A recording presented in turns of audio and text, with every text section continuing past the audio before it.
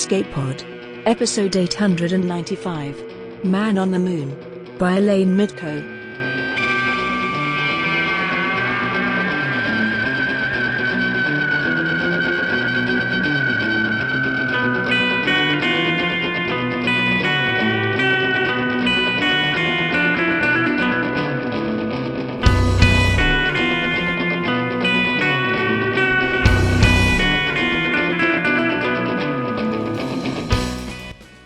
Hello, and welcome to Escape Pod, your weekly science fiction podcast.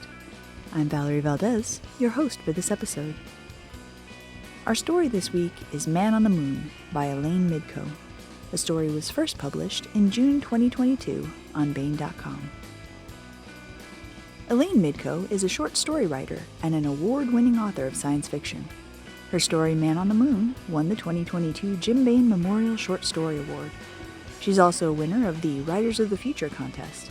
Her stories have appeared in the anthologies Writers of the Future, Volume 37, Compelling Science Fiction Short Stories, and Writers of the Future, Volume 39. She's also been published in the magazines/literary journals Galaxy's Edge, Daily Science Fiction, JewishFiction.net, Flash Fiction Magazine, and the Sunlight Press. Before jumping into writing, she worked as an attorney and college professor, where she taught criminal justice and law courses, a background that inspired the story Man on the Moon. She lives in South Florida. Our narrator, Mur Lafferty, is an author and pioneer podcaster. She's currently the co-host with Matt Wallace of Ditch Diggers, a Hugo Award winner for Best Fancast, and the author of the Hugo and Nebula-nominated science fiction murder mystery Six Wakes, Out from Orbit. Her newest book, Station Eternity, came out in October 2022. The sequel, Chaos Terminal, is coming in November 2023. Now, get ready to solve the first murder on the moon, because it's story time.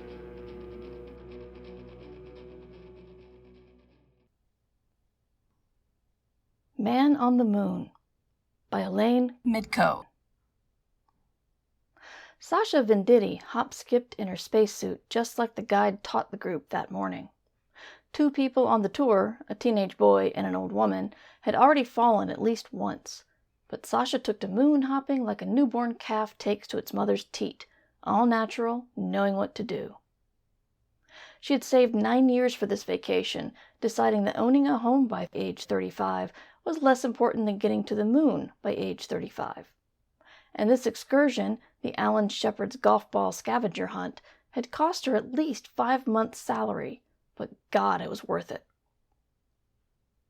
Don't forget to look up, the guide's voice sounded in her ear. A full Earth hung in the lunar sky. If my smile gets bigger, I'll crack my helmet, she thought. At home right now, she'd probably be reviewing a business merger deal or advising some self-important client on a hostile takeover. But instead, I'm one of the 0.003% who've walked on the moon. I'll find Shepard's golf ball. It wasn't the glory she wanted, but the prize. Anyone who found one of the 2 golf balls that Alan Shepard famously hit during his Apollo 14 moon mission was promised a free, all-expenses-paid return vacation. And no staying in her little windowless berth either. The finder would get a 7-day stay in one of Fra Mauro Luna's resort's best rooms. One that actually had a double bed and a window. The fact that no one had recovered either golf ball in the 12 years the resort had been opened did not deter her. She had just hop-skipped to the near edge of a small crater, certain she had spotted a ball, only to find yet another round lunar rock, when the tour guide's voice sounded again in her ear. Ms. Venditti, Sasha Venditti, please wave your arms. Sasha turned around. She knew she was slightly away from the rest of the group, but didn't think she had gone so far off that the tour guide would call her back. She spotted him standing on the roof of the rover bus that had brought them out. She waved at him. He opened his arms wide, then brought them to his chest. It was the signal he made them all memorize that morning. Come to me. What the hell? She bit her lip, glanced around her one more time, just in case one of Shepard's balls was close by, then hop-skipped back to the rover bus. As she reached the tour guide, she noticed a small rover approaching over a rise. She started to ask the guide what was happening, but he waved his arms and put one finger against his helmet. Sasha's heart jumped. She and the other tourists were all on the same radio frequency. He doesn't want them to hear. The other rover pulled up about 20 feet away from them. The guide gestured her toward it. The other rover had only 4 seats, 2 in front and 2 in back. The driver pointed to the back passenger seat. When she sat down, the driver got out, gently pushed on her shoulder so she would then lean forward and make an adjustment in the back of her spacesuit. That's where most of the controls for the resort's tourist spacesuits were located, out of reach from potential idiots who might be tempted to play with the buttons and dials. Sasha assumed the driver was switching her radio channel so that they could communicate, but instead of talking with her, he handed her a tablet with a thick protective covering, then got back in the driver's seat. As they took off, obviously heading back to the resort dome, she heard a slightly tinny but still familiar voice in her helmet. "Sasha, are you there?" The tablet's view screen came alive, and there was the smiling, bearded face of Xander Henriksen, her boss, interrupting her vacation. Damn. As he spoke, the audio came faster than the visual, with a microsecond of lag time, making Xander look like he was starring in a poorly dubbed foreign film. Do not curse out the boss. Yes, I'm here. She couldn't believe Xander was calling. The cost of phoning the moon was, well, astronomical. Whatever this was had to involve one of their concierge clients, the super wealthy big shots, whom, if they contacted the firm and said they needed someone to eat their garbage, the firm would send an attorney to munch on their trash. Xander didn't waste any time. "Sasha, we need you to help out Andron Lamar." Sasha frowned. Andron Lamar was one of the firm's 6 billionaire clients, the founder and president of a worldwide mass communications network. Xander and the other partners typically wouldn't let any of the firm's staff lawyers, even a senior attorney like her, near Lamar. The partners always handled his work themselves. She tried to keep the frustration out of her voice. "Xander, I'm on the moon. I don't have access to files. I've never handled any of his work. I don't see how I can help with anything." "We're not asking you to help Lamar Sr. We want you to help Andron Lamar Jr., his son, nickname AJ. He's on the moon staying at your resort, and he's in trouble." Sasha thought a moment. She had noticed a loud guy with a bellowing laugh in the beginning of a beer belly in the resort dome's dining room, and thought he seemed familiar. She realized he had to be Lamar's son, albeit a younger and slimmer version. He was traveling with a bunch of other college-aged kids, all laughing, shouting, and somewhat obnoxious, butting the breakfast buffet line and storm-trooping up and down the stairs. What kind of trouble? Xander's smile disappeared. "They say he killed a guy." Sasha's eyebrows shot up. Her driver made the final turn back to the resort dome. Within minutes, they would enter the airlock, and then she would... What? "I'm not a criminal defense lawyer. I haven't read a criminal case since law school. What am I supposed to do?" Xander grimaced. "Whatever you can. The next transport to the moon is in 10 days. It's booked up, but we're trying to clear a seat for our top defense lawyer. Until then, you're on your own." The screen went dead. Xander didn't even say goodbye.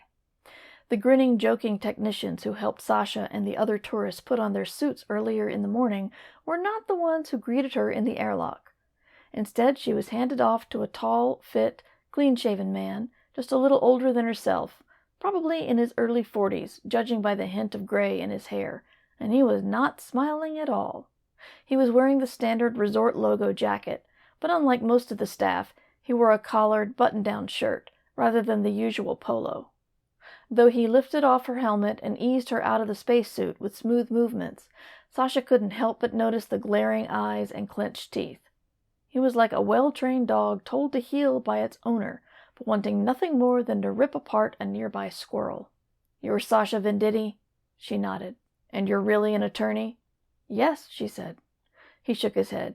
The bastard actually traveled to outer space with his lawyer. She wanted to say, "He didn't travel with me, I'm on vacation," but her 9 years with one of the world's biggest international law firms broke through instead. "By bastard, I assume you mean my client, Mr. Lamar?" "That's exactly who I meant." She gave him her toughest lawyer, I'm-gonna-whip-your-ass look, and said, So we know who I am, and we know who he is. Who are you?" He stiffened. "Gil Tarrant. I'm the operations manager for Luna Resorts. That means I'm in charge of the day-to-day operations. When everything is working fine, when the division chiefs can handle their areas, then I have an easy day. But if the toilets don't flush and the maintenance crew can't fix them, then that's my problem. And if a bastard tourist murders one of my workers, that's my problem too." Oh God, a worker? No wonder he's pissed. "Mr. Tarrant, Gil, if I may, I'm sorry for your loss. I didn't know the victim was one of your employees. In fact, I don't know anything about this case. Why do you think Andron Lamar killed your employee?" He stared at her and pursed his lips. Then he let go with a long exhalation. "Because, Ms. Venditti, Sasha, we have it on video."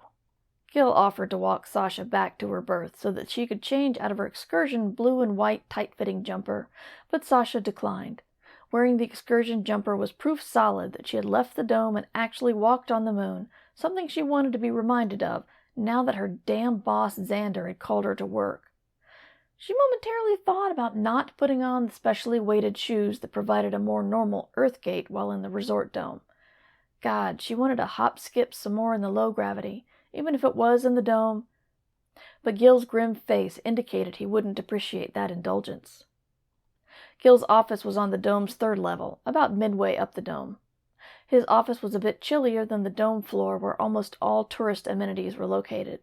She wondered if the lower temp was a deliberate choice for Gil, or had something to do with the dome mechanics. But the cold didn't matter. Sasha couldn't stop staring. The office was set against the transparent dome wall itself, giving a spectacular view of the lunar surface. For the first time, Gil smiled. "Beautiful, isn't it?" Sasha nodded. "I paid a good part of my salary to be here. You get paid to be here. I wonder which of us made the better career choice." Gil's smile faded. "Normally, I'd say me, but not today. Do you want to see the video?" Sasha tore her eyes from the view. "Yes, but first, where's my client?" "We locked him in a storage room in the mess. That's the kitchen. We don't have a jail. Do you want to talk to him before you watch the video?" "No, let's watch it now." "Okay, I'll explain what you're seeing." Sasha shook her head. "No, let me watch it without any explanations or commentary. No offense, but I don't want to be influenced by you. I want to see whatever it is as is, and get my own interpretation." Gil set her up at his desk in front of his large screen computer monitor. "Just click on this when you want it to start," he said. Then he sat on a chair on the other side of the desk.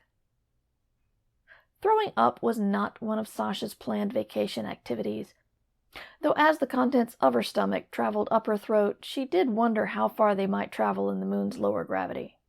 It was a more pleasant thought, and a needed diversion from the video. A video of the first murder on the moon, she thought. "Here," Gil said, pushing a small garbage can toward her. "If you're going to lose it, do it in there. I don't need your muck in my office." Sasha, afraid to open her mouth, nodded her thanks. She closed her eyes, swallowed twice, and willed her stomach to stop flip-flopping. After a few minutes, she handed the garbage can back to Gil. "Thanks, but I'm okay." She hesitated a moment. "Time to be a lawyer. I'd like to ask you a few questions. Your employee?" she began. Gil gritted his teeth. "Ernesto Montaldo, one of our best tour guides. He's been with us for 4 years. He was 28. A great guy, a really great guy." "Again, my condolences.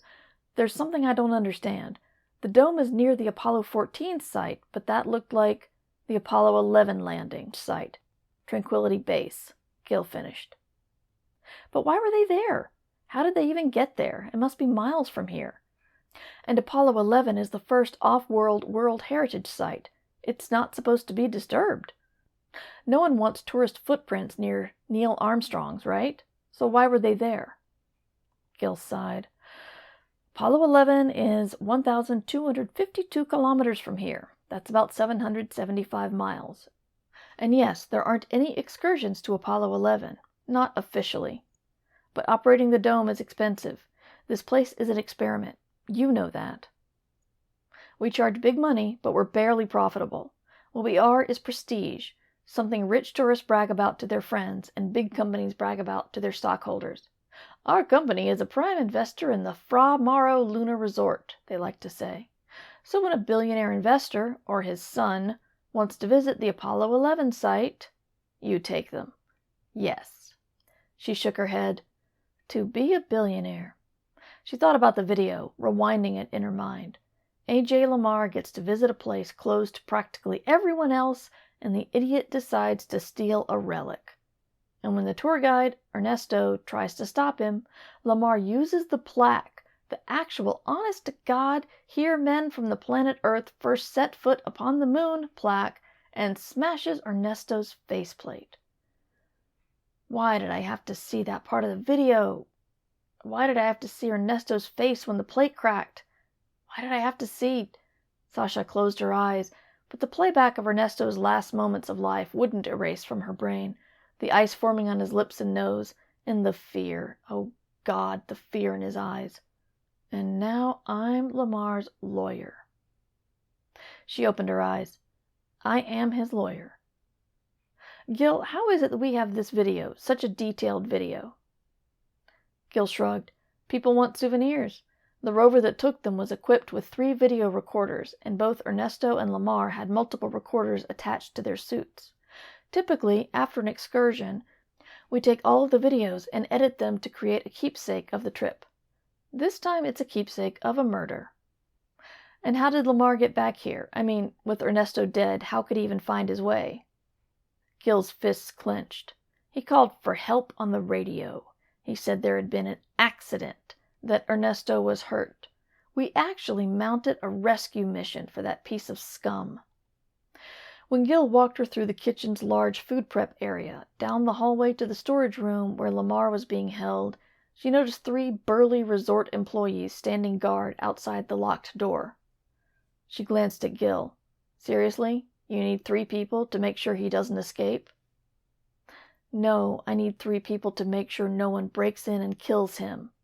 Ernesto was popular among us lunatics. She stopped. Us what? Gil sighed. Moonatics. It's what we call ourselves. Those of us who choose to live here, we're moonatics. She said, nice. Ernesto was a moonatic too? Very much so. Ernesto came from Dubaquai. You know it? Sasha nodded. Dubaquai was a small island nation famous only for its misery. Earthquakes, cyclones, limited resources, high crime rate, corrupt government, and extreme poverty. It was a basket case country, so bad that most international aid agencies had given up on it, unable to operate because of government theft of goods and demand for bribes. Ernesto clawed his way out of there. He started in the ocean cruise industry, working in laundry. That's one of the worst jobs. Along the way, he taught himself a few languages and worked himself up to assistant maitre d' at various ship's restaurants. Then he applied with us. He loved it here. He was our only employee who refused to take the free trip back home every year for his vacation. Gil unlocked the storage room door and held it open for her. Knock on it when you want to leave, he said. She went inside, and Gil closed the door behind her, followed by a loud click of the lock. A.J. Lamar sat on a padded bridge chair tucked into a corner, next to heavy metal shelving attached to the wall.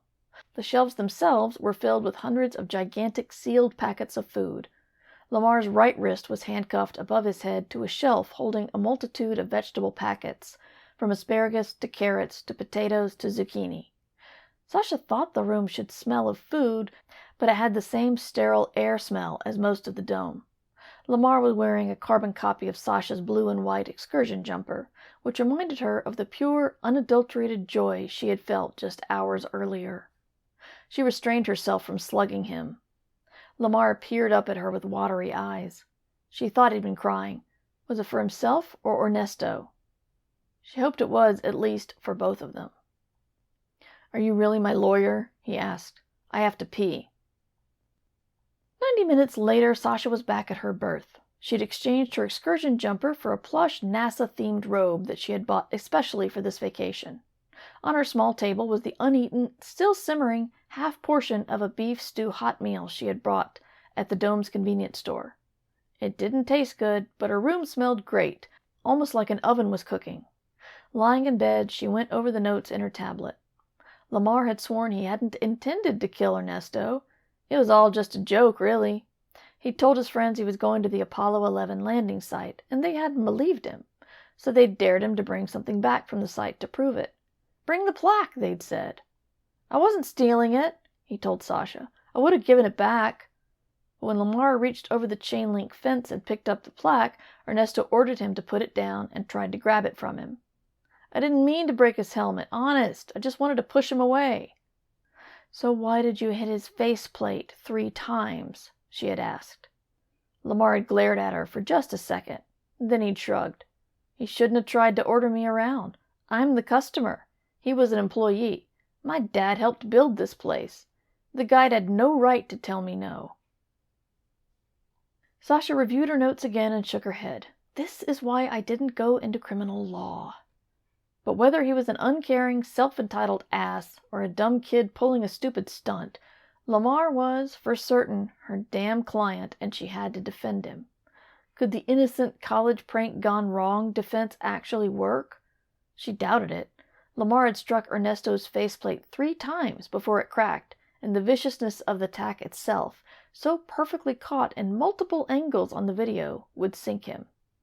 Lamar was going to spend a lot of time, maybe 20 years, maybe life in jail, and there was little she could do about it. Sasha jerked upright in the bed. "But there isn't a jail here." She bit her lip, one finger tapping against her cheek. Can it be this simple?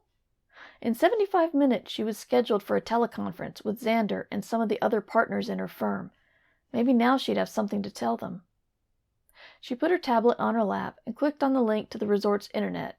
It wasn't live, of course, though the resort did broadcast current TV shows, news, and sporting events on their internal television system.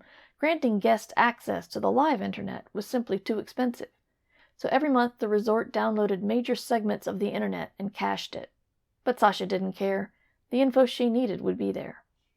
4 hours later, Sasha sat in Gil's office. Gil was leaning against the transparent dome wall, staring out toward the lunar surface and the dark sky above. The string of profanities pouring from his mouth had stopped, replaced by silence. Finally, he turned back to her. "Are you certain?" he asked. She nodded. "I am. It might be different if Ernesto had been from some other country, you know, like Norway or England, but Dubuquois." Gil glared at her. "You have to tell them," he said. Sasha's eyebrows rose. "Tell who?" "My staff. Ernesto's friends. His fiancée. Oh, I didn't mention that to you, did I? Ernesto was engaged to be married. Her name is Lily. She's a med tech at the infirmary." Sasha stood up. "The only person I have to tell is A.J. Lamar." Gil walked up to her, his face inches from hers. "You do have to tell them. They all know about Ernesto's death, and they all know we have the bastard who killed him. You're the one who came up with this, so you get to explain it. Unless it's not true." "It's true," she said. "And I will tell them." Sasha had deliberately not brought any of her work clothing with her to the moon, so the best professional outfit she could come up with was a long-sleeved white button-down shirt with black jeans. The staff cafeteria was not nearly as fancy as the dining room for guests. It had plain rectangular tables, no linen tablecloths, and the chairs were the same make as the padded bridge chair Lamar had been sitting on when she met with him. Sasha and Gil were on a slightly raised small stage toward the front of the cafeteria, also sitting on bridge chairs. At home, sitting on that sort of chair would make her back ache, but the moon's lower gravity took care of that problem. Sasha thought there were at least 40 people in the room, and Gil had told her that her remarks would be broadcast to the rest of the staff-only areas. The soft chatter in the room suddenly hushed. 3 women entered and walked toward the front table, which had been left vacant. In the middle was a young woman with swollen eyes, a tissue clutched in her hand, friends offering support by her side. The fiancé. Oh, God. Once the 3 women sat down, Gil stood and took a few steps forward. He began with a moment of silence for Ernesto. For Sasha, that silence was filled by the thudding of her heart. Gil addressed the crowd. "You all know what's happened and how it happened. And you know that we have in our custody the man who killed Ernesto. As for next steps..." Gil paused, squeezing his eyes shut. He didn't speak for several seconds. Sasha watched as people in the audience shifted in their seats, glancing at each other and back at Gil. Finally, a ponytailed man in the middle of the room yelled, What is it, Gil? Spit it out. Gil opened his eyes. Then he gestured toward Sasha. This is Sasha Venditti. She's here on a 1-week tour. Back home, she's an attorney with an international law firm, supposedly one of the best. She's going to talk to you. As a few in the room softly clapped, Sasha's eyes widened. Gil didn't tell them I'm Lamar's lawyer. When she stood up, Gil headed back to his own chair. Why didn't you tell them Lamar's my client? She whispered. I'm the only one who knows, he whispered back. I didn't want them throwing chairs at you. Then he sat down, and Sasha was standing alone on the stage. She took 3 steps forward. She had been prepared for hostility, not polite attention. The toughest lawyer in the room tone she had planned to use was suddenly no longer appropriate. Damn, Gil. She licked her lips. Hello, she said. Here's the situation. There has been a homicide on the moon. An alleged homicide, one that has to be proven in court. But there's no place to have a trial, except for maybe one country, and they'll probably refuse. Stay calm. Nice, even voice. The Fra Mauro Lunar Resort was built by an international business consortium with dozens of different companies as investors, but with no countries involved. It's not like the Shenzhou base constructed by China or the Collins Moon orbiting station built by the USA. Let's say there was a murder at the Shenzhou base. Then China would have jurisdiction and could put the suspect on trial. But who has jurisdiction here at the resort dome? Nobody. There's no government entity up here, no government employees, no system of laws at all. In fact, about the only authority to do anything is expressed in the tourist user agreement, something similar to what's in your workers' contracts. Here's what it says. Sasha read from her tablet. The Fra Mauro Lunar Resort reserves the right to expel any guest for disruptive behavior as determined by the appropriate Fra Mauro Lunar Resort representative. Sasha looked up. That would be Gil. She continued reading. Any guest determined to have committed a disruptive act will be confined to his, her, their berth until such time as he, she, them can be placed on the next available transport back to Earth.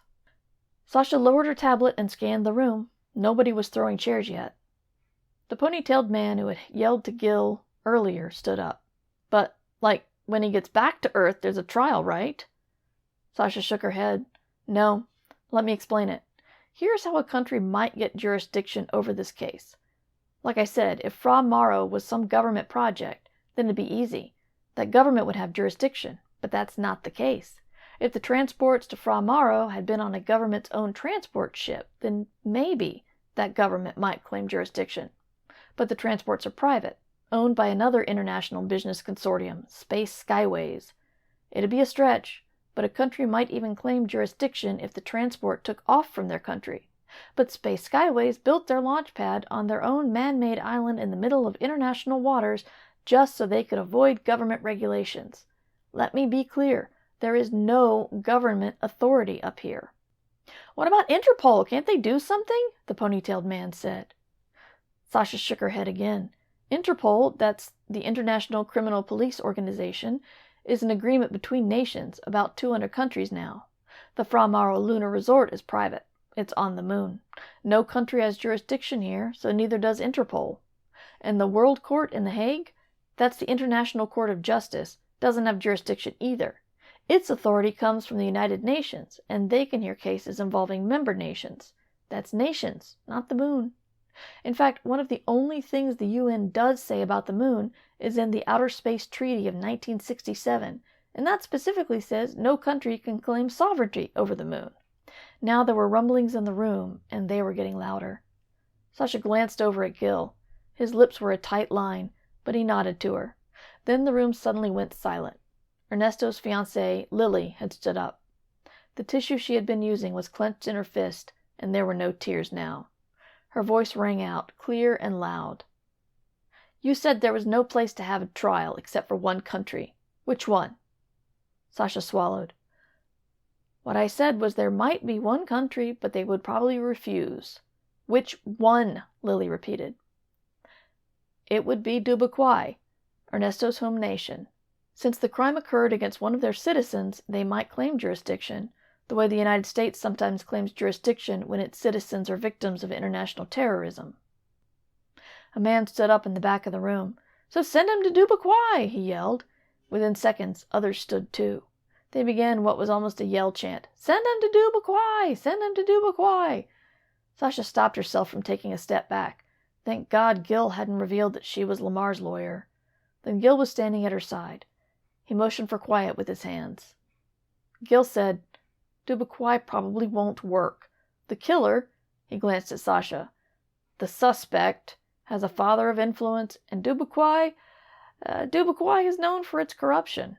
Sasha believes, and I agree, that in all likelihood the father will pay off Dubuquois officials to ensure that they don't bring charges against his son." Lily said, "Are you saying that there's nothing we can do? There's no justice for Ernesto? Is that what you're saying?" Gil didn't answer and turned to Sasha. Sasha studied the crowd. There was Lily with her clenched fist. What had Gil said? She was a med tech. And the ponytailed man was standing with his arms folded in front of his chest. From the oil and grease marks on his shirt, Sasha thought he must be a mechanic. One of the burly men who had guarded Lamar was standing in the back. His face was taut, like he had just received a bad medical report. Sasha recognized a cafeteria worker, too. These people weren't astronauts, the so-called best of the best of humanity. And they weren't wealthy space tourists, either. They're just regular folks, Sasha thought. But they're special, too. What did Kennedy say in that speech? We chose the moon? The Fra Mauro Luna Resort workers were ordinary, but they had chosen the moon just like when early man chose to take the first steps out of Africa, or when the ancestors of the Polynesians chose to paddle into open waters to find new homes. Sasha took a deep breath. Don't say it. Will there be justice for Ernesto? Probably not. Don't say it. But she did. At least, not on Earth. Gil stared at her, eyes wide. Do not walk away. But she did. I'm going to my berth, Sasha said, and she left the room. Sasha was lying on her bed, still in the same clothes, when her doorbell buzzed. She peered at the clock on the wall. Only 1 hour, 37 minutes had passed. That quick? She opened the door. Gil's face had no expression, and he was standing so straight that Sasha thought he must have strapped a board to his back. Lamar escaped, he said, without really looking at her. Did he? He got out of his handcuffs, managed to unlock the door, and made it past your 3 guards? Gil didn't respond. Sasha reached for his arm. Get in here. Gil sank into the only chair in her tiny berth, head down, with hands clasped on his lap. Sasha sat on the bed. She said, Was there a trial? Or the semblance of a trial? He raised his head. Not a real trial, but we talked, had a vote. Okay. And then what happened? Gil swallowed twice. Then we took Lamar to the airlock, shoved him inside, and opened the outer door. She blinked, but managed to keep her face frozen. Her heart pounded hard against her chest. Did I really believe they'd keep Lamar locked up in a kitchen storage room for 20 years? Did I? Gil sighed. Sasha, we need a lawyer. My fault. All my fault. She patted Gil on the knee. You've got one. Sasha spent the next several hours trying to come up with something, anything, that might serve as a defense. There was no chance of avoiding a trial. A.J. Lamar had been a citizen of 2 nations, both with democratic governments that maintained a mostly honest justice system. Once the news hit of what happened, probably both countries would claim the rights to hold to the criminal trials, and once the workers were threatened with imprisonment, some would surely talk. She didn't know which of the Moonatics, or how many, would eventually be charged with Lamar's killing, but Gil was certain to be among them.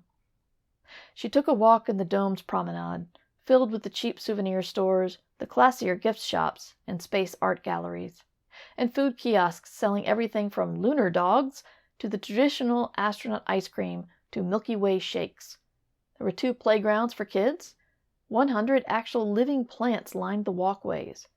The giant moon Ferris wheel stood in the promenade's center, going up so high that when you reached the top you could almost touch the dome's ceiling. The violin notes of one of the strolling musicians reached her ears. He was playing the old song, Take Me to the Moon, a resort favorite.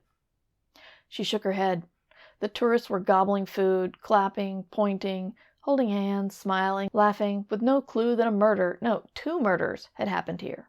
The workers had their smiles too, frozen, just part of the job. But whenever one made eye contact with her, the smile would momentarily fade. Often there would be a slight nod before the worker would look away. I have to come up with something. But what? At 0800 lunar time, Sasha found herself back in Gil's office. Gil had set up his computer monitor on his small conference table. How he had gotten a real oak table to the moon was a mystery, but she liked the warm feel of the wood under her hands. The table could seat 5 people, but only she and Gil were in the room. "Ready?" Gil asked. She nodded. She'd come up with a plan, but wasn't sure at all if it would work. A moment later, Xander's face appeared on the computer screen. His boss did not bother with a greeting. "I'm connecting Mr. Lamar now," Xander said. Within seconds, Andron Lamar Sr. joined the video conference. He had a fat face and graying hair, what A.J. Lamar might have looked like in a few decades. His eyes were red-rimmed, and his lips were turned so much downward that it appeared unnatural, an extended grimace that would be a plastic surgeon's nightmare. "Who killed A.J.? Who killed my son?" he said. "I want him. I want anyone involved. I'll make sure they rot in hell." Sasha felt Gil jerk in his seat beside her. She didn't blame him. Though technologically impossible, it seemed like Lamar's jabbing finger would burst through the computer screen and poke them both in the eye. "I'm so sorry for your loss, Mr. Lamar. I had the opportunity to meet with A.J. He struck me as being a nice boy." Gil glanced at her, but thankfully said nothing. Sasha had warned him to stay quiet. Xander said, "Rest assured, Mr. Lamar, we'll get to the bottom of this. Sasha, until we can get our own investigators up there, I want you to head the investigation and—" "We need to think about that, Xander," she said. Xander pursed his lips at her interruption. "Go on." She continued, "Mr. Lamar, I presume Xander has told you everything that happened. I don't mean about A.J.'s death, but about what happened before that, about what he did." Mr. Lamar said, "A.J. was young. He got excited, that's all. It was an accident." Sasha nodded. He was sorry about it, too. Quite remorseful. Gil sat stone-faced beside her, but the downward curl of Mr. Lamar's lips loosened a bit. "Really?" he asked. "Yes." Sasha leaned forward. "But you know what, Mr. Lamar? If we bring investigators up here and insist on a trial for those who killed A.J., if we can even identify them, then the whole world will know why he was killed. No one will remember the names of those responsible for A.J.'s death, but everyone will remember Andron Lamar Jr., your son, your namesake, as the first man to commit murder on the moon. Generations from now, when all of us are long forgotten, your son will still be remembered as the biblical Cain of outer space. Do we want that?" Mr. Lamar stared so long that Sasha wondered if the screen had been frozen. But then Mr. Lamar bit his lip. "No." "What do you have in mind, Sasha?" Xander asked. Sasha leaned back. "I think this is what happened. I think A.J. arranged for a private tour, not of the Apollo 11 site, because that's not allowed." She glanced at Gil, who looked straight ahead. "No," she said. "It was the Fra Mauro landing site, the one for Apollo 14. And I think what happened is that Ernesto, that was the tour guide's name, Mr. Lamar, I think Ernesto had a stroke, perhaps, or an aneurysm. But when Ernesto collapsed, young A.J. thought Ernesto's suit wasn't working, that he wasn't getting air. We know that because that's what he said on the radio when he called for help." She leaned forward again. "Mr. Lamar, did A.J. ever do any scuba diving?" Mr. Lamar blinked several times. "No." "Well, he must have been reading up on it, because your son tried to share his own air with Ernesto, just like scuba divers do. Poor A.J. He probably thought that air could be transferred between spacesuits in an emergency, and it can be, but it's a complicated process, and A.J. was never trained. He didn't know how to do it. Still, he couldn't just stand by and watch Ernesto die. He had to try. By the time the rescue party reached them, they were both dead. Ernesto from natural causes, and A.J. from loss of air. A.J. died because he risked his own life to help someone else." She leaned back. "That's what I think happened." Gil's mouth hung slightly open, while Xander sat, arms folded across his chest, with a minuscule smile emerging on his face. But Sasha was only interested in Mr. Lamar's reaction. Mr. Lamar looked away at something off-screen. Sasha thought it might be a photo of A.J. as a child, in better days when all was innocence. Or maybe it was a photo of the Lamar Company headquarters. Finally, Mr. Lamar turned back to the screen. My son died a hero? Sasha said, a brave hero. Mr. Lamar nodded. All right, he said. All right. So, Sasha said, there'll be no investigators sent up here, no investigation at all, and no retribution against anyone. She glanced at Gil. Everyone up here keeps their job, so long as everyone keeps their mouth shut. No one gets arrested, no one gets charged. Mr. Lamar nodded again. Agreed. And my son died a hero. As soon as the call ended, Sasha collapsed deep in her chair. Despite the office's cold temperature, she felt perspiration drip down the back of her neck. Her left foot was jiggling so much she wondered if she could stop it, but then decided it felt good. As for Gil, he looked like he had just run a marathon backwards. He reached over and grabbed her hand. I can't believe it, he said. We got lucky, this time. She straightened. Gil, this can never happen again. He sat up too. I won't. I've already got people working on a jail, a real one.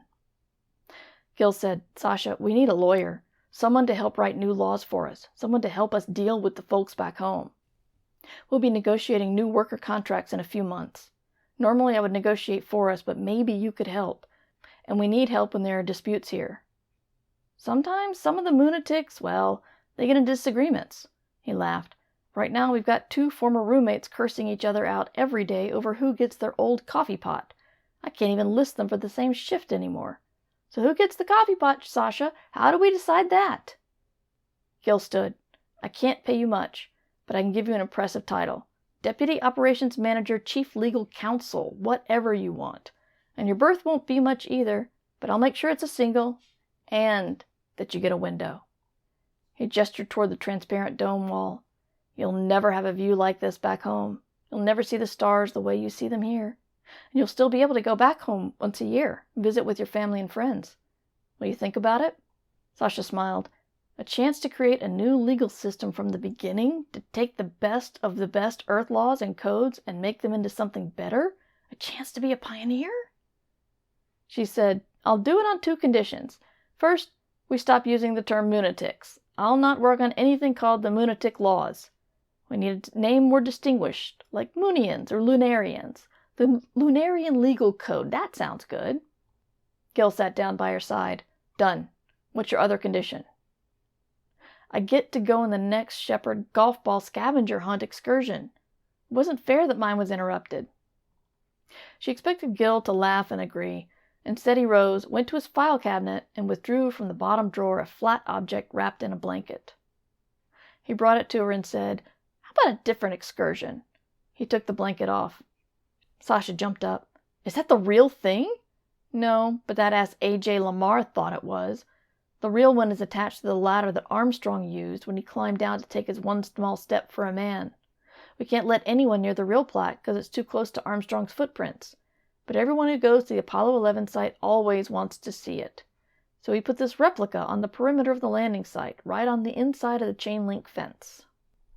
Gil shook his head. That bastard, the hero, didn't know the difference. He snuck it into the rover when we were dealing with Ernesto's body. I have to take it back. You can come with me if you like. My God, I get to go to the Apollo 11 landing site. She ran her fingers over the raised letters.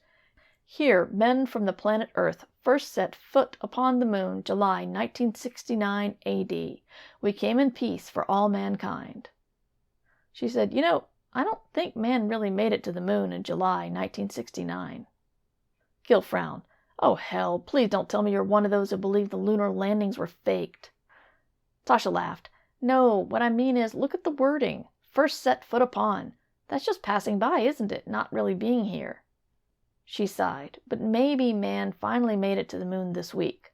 Think about it, Gil. We had a murder, mob justice, and a cover-up. That's proof of man on the moon. Gil took her hand. No, Sasha. Proof of man on the moon is going to be in the laws that you write. She stared at him for a moment. Maybe. But someone's going to have to enforce those laws. How does Sheriff Gil sound? Gil blanched, but quickly recovered. Necessary, but someone else is going to have to apply those laws and figure out how they should work. Don't you agree, Judge? Sasha's eyes widened, but she nodded. I do. The two leaned against the transparent dome wall and peered out over the moon's surface, what an Apollo astronaut had once called magnificent desolation. But it wasn't desolate for them. The Lunarians were home.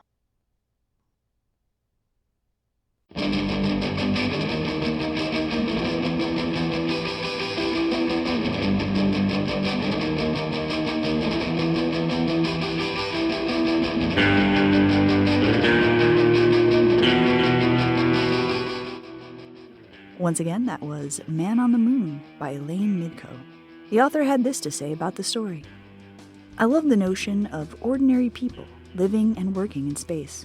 I wrote this story as a way to explore how the societal norms on Earth might carry over, or not, once we leave the planet. Crime and punishment stories have interested me ever since I watched shows like Perry Mason and Matlock in my abuela's Florida room as a kid. While tediously poring over case law looking for precedents may not make for compelling fiction, those minutiae do form the gears that turn the wheels of the legal system. Stories like this one go a step further, to explore the unexplored spaces where rules may not apply, yet. But even where the law fails, where regulations waited for blood to be spilled, our moral codes stand ready to ensure that justice is served. Justice, or perhaps vengeance, cold as the lunar surface. Escape Pod is part of the Escape Artists Foundation, a 501c3 nonprofit, and this episode is distributed under the Creative Commons Attribution Non-Commercial No Derivatives 4.0 International License. Don't change it, don't sell it, please do share it. If you'd like to support Escape Pod, please rate or review us on Spotify, Apple Podcasts, or your favorite app. We are 100% audience supported, and we count on your donations to keep the lights on and the servers humming. You can now donate via 4 different platforms. On Patreon and Ko-fi, search for Escape Artists. On Twitch, we're at EA Podcasts. You can also use PayPal through our website, escapepod.org. Patreon subscribers have access to exclusive merchandise and can be automatically added to our Discord, where they can chat with other fans as well as our staff members. Our opening and closing music is by Daikaiju at daikaiju.org. And our closing quotation this week is from G.K. Chesterton, who said, "Children are innocent and love justice, while most of us are wicked and naturally prefer mercy." Thanks for joining us, and may your escape pod be fully stocked with stories.